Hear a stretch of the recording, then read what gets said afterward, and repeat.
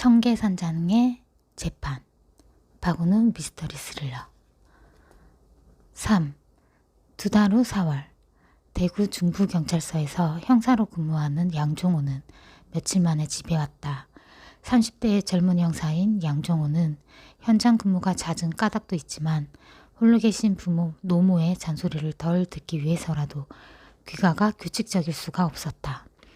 탐문이나 잠복 근무를 매일 밤새워 하는 게 아닌데도 그때그때 집에 못 들어가는 이유에는 일이 끝난 후에 술자리도 한몫을 차지했다. 다른 동료들처럼 처자식이 없는지라 술자리를 마다할 이유가 없었다. 술을 마시다 보면 시간이 늦어지고 늦어서 취한 모습으로 집에 들어가 노모를 깨우거나 몰래 문을 열고 들어가는 일이 말처럼 쉽지가 않았다.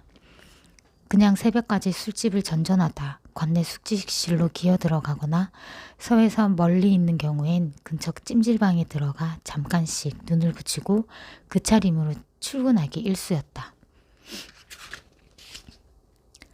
이렇게 지내다 사나흘에 한 번씩 집에 들어오면 노모는 아무리 경찰이라고 월급은 쥐꼬리만큼 쥐어주면서 무슨 일을 그리 시키냐며 경찰서장부터 나라님까지 싸잡아 욕을 해대곤 했다. 그 중에 사실은 일부밖에 안 됐으나 그 자신도 동료들과 같은 내용의 뒷담화를 수없이 했던지라 노모의 잔소리에 맞장구를 치거나 고개를 끄덕이곤 했다. 종호가 화장실에서 손발만 씻고 나오자 식탁에 저녁이 차려져 있었다. 그는 자리에 앉아 숟가락으로 된장국을 뜨면서 엄마도 같이 먹지 했다. 노모는 손사래를 치며 가만히 건너편에 앉아 그가 먹는 모습을 바라보기만 했다. 그는 잠시 걱정이 되었다. 무슨 할 말이 있나 또 선보라는 얘긴가. 뭐야 엄마답지 않게 망설이고. 그가 퇴근하자 노모가 어렵게 말을 꺼냈다. 니 돈 좀 있나? 나 같은 말단 공무원이 무슨 돈이 있어. 아무래도 안 되겠지. 얼마나 왜 필요한데. 한 500만 원이면 되는데. 그래 니 장계 가는데도 쓰고 니 누나한테도 좀 주고. 아니 고작 500만 원 갖고 누구 코에 붙여. 적어도 몇 배는 있어야지. 그러게 말이다. 근데 500만 원만 있으면 몇 배로 불릴 수 있다 않카나? 그게 뭔 소리야? 그런 게 있다.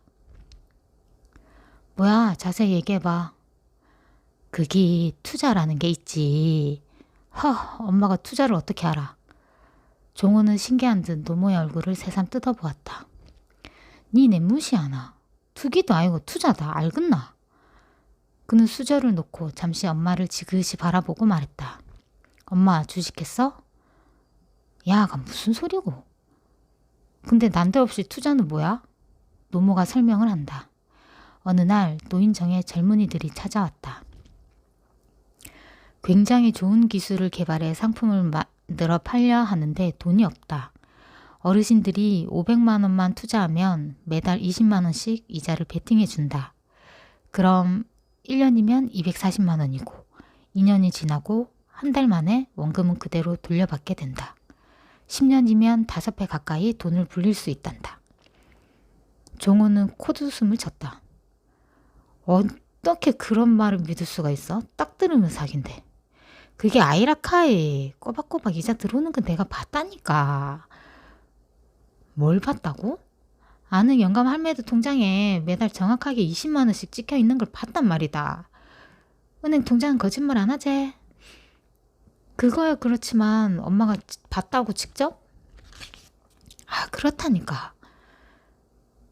그렇게 사기를 치는 놈들은 더 많은 노인네들을 끌어들이기 위해 한두 달은 꼬박꼬박 돈을 보내줘. 사기에 아이라인 깍을 한다. 사기면 그렇게 몇 달씩 꼬박꼬박 돈을 넣어주겠나? 그려? 언제부터인데? 아마 석 달쯤 됐을 기다. 그러자 종호의 표정은 굳어졌다. 석 달이나 됐다면 이미 피해자가 상당수 나왔을 것이다.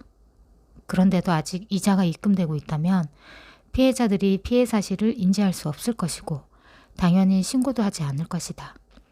이게 눈덩이처럼 계속 굴러가 피해 사실을 알고 신고를 할 때쯤엔 그 피해 규모가 엄청나게 늘어나 있을 것이다. 최소 석 달이라는 유예기간이 안심하고 더 많은 피해자를 모집할 수 있는 타임일 테니까. 다음 날 경찰서에 출근한 그는 팀장에게 이 사실을 보고했다. 어떻게 생각하나? 팀장이 부하 형사들에게 의견을 물었다. 100% 사기입니다. 세상에 어떤 미친놈이 노인들한테 그렇게 고율의 이자를 줍니까? 선배 형사가 말하자 모두 고개를 끄덕였다. 팀장이 종우를 보고 말했다. 아직 피해 신고나 사건 접수가 이루어지지 않았으니 양 형사가 비밀리에 조사를 해봐. 그날로 종우는 엄마에게 들은 걸 토대로 아파트 노인정을 방문해 문제의 떴다방 사내들에게 돈을 빌려준 노인들을 만나 피해 규모를 확인했다. 며칠에 걸쳐 조사해 본 결과 피해자들은 평균 1인당 500만 원, 총 인원 100여 명이었다. 총 5억 원 정도로 큰 액수는 아니었으나 피해자가 100여 명이면 상당히 큰 규모다. 그런데 문제는 피해자들 대부분이 스스로를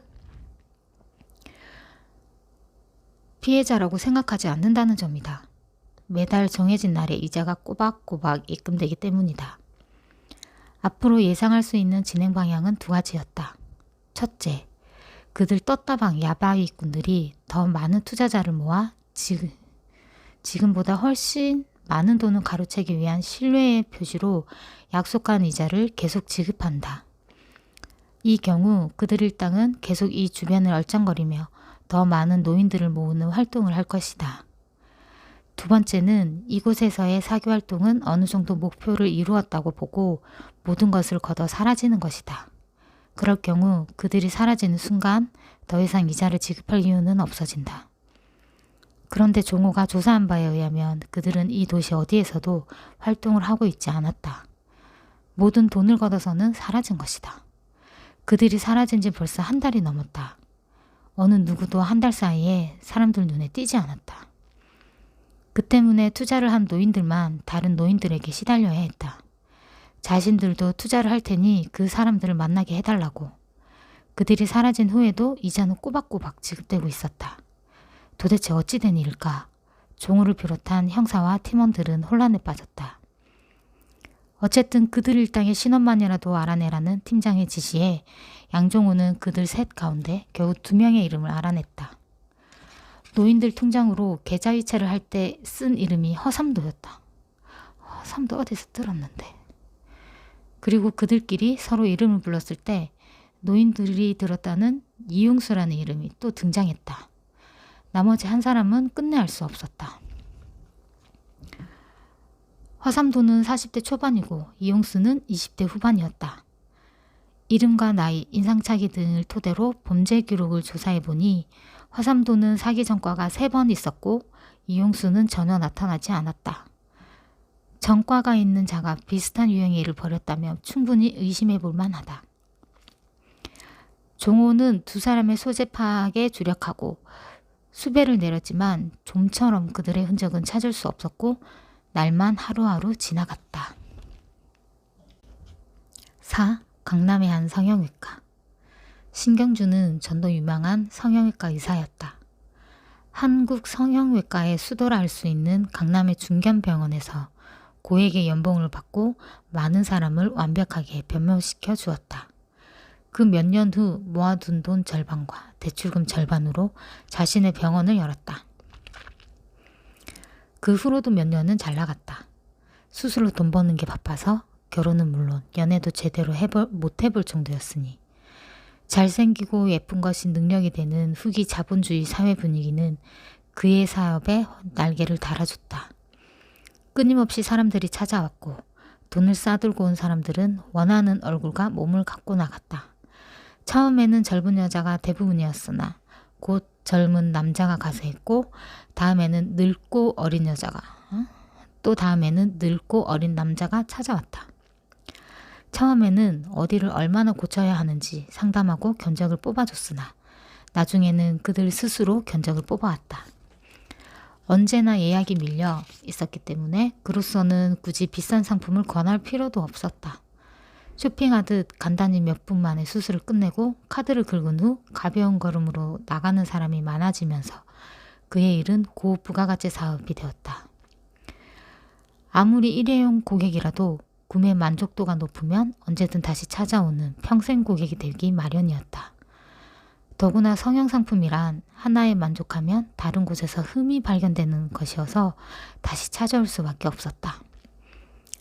그렇게 병원의 규모는 커져 간호사도 5이나 두게 되었고 사무와 영업 및 상담, 홍보까지 하는 직원들을 두게 되었다. 어느덧 중소기업 뺨치는 규모가 되었다. 주말에는 다 쉬고 골프 투어를 할 수 있게 되었으나 그의 일 욕심은 주말까지 반납하고 매달리게 만들었다.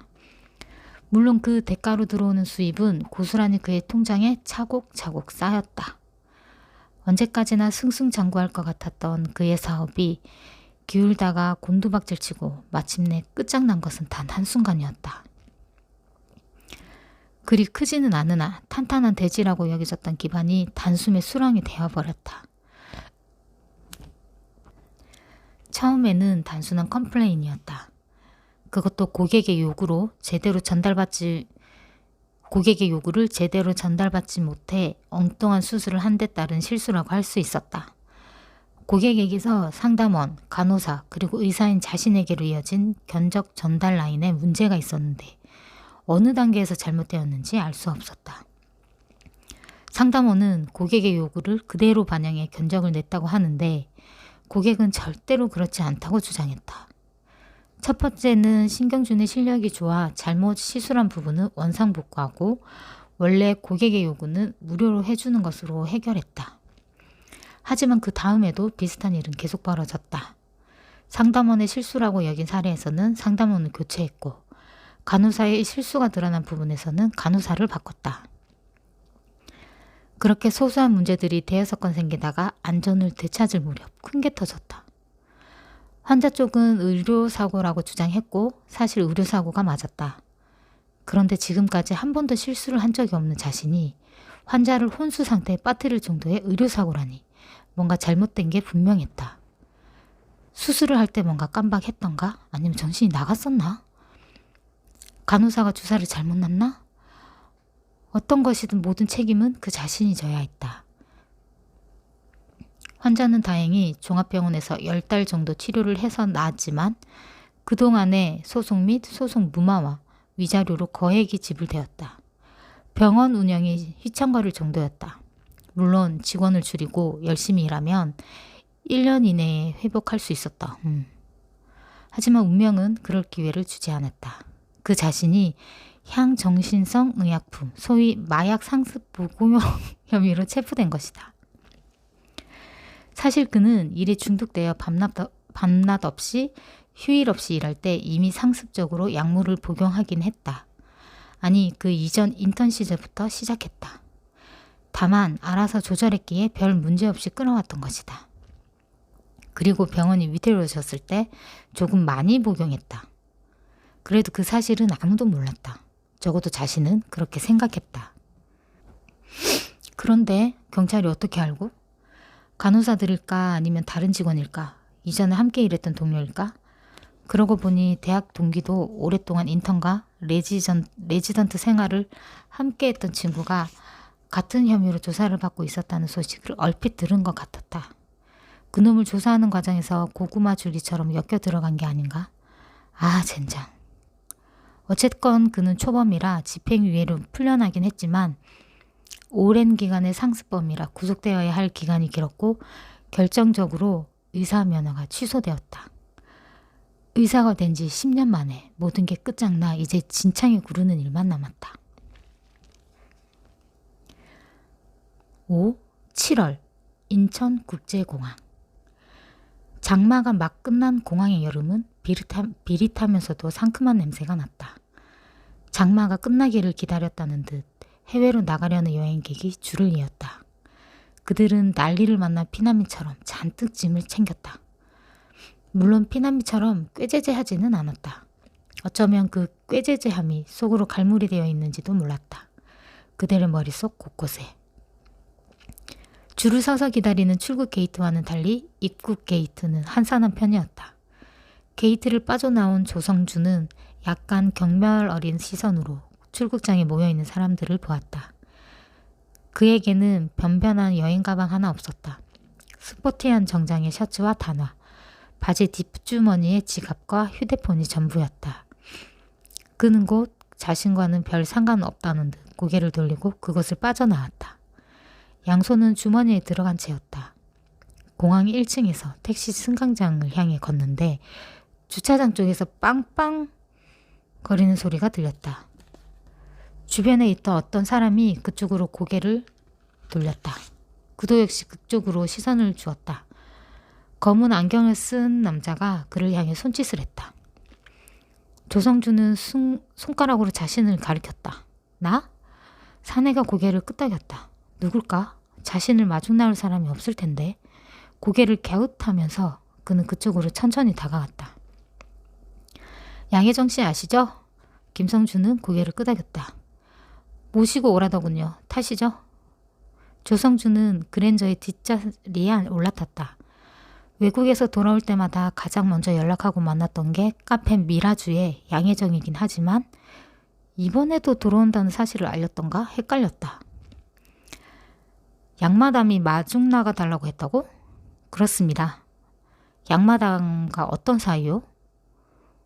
좀 아는 사이입니다. 좀 안다고 이런 부탁을 하지는 않는데 뭐 조연과 비슷하다고 해두죠.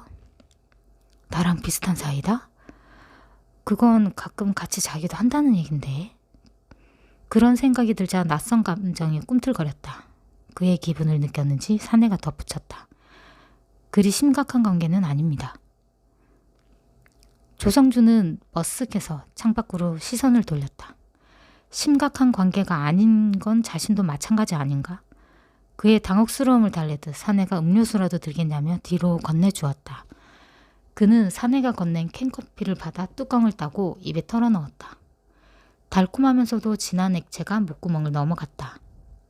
한 여자를 독점하려면 그만한 대가를 줘야 한다.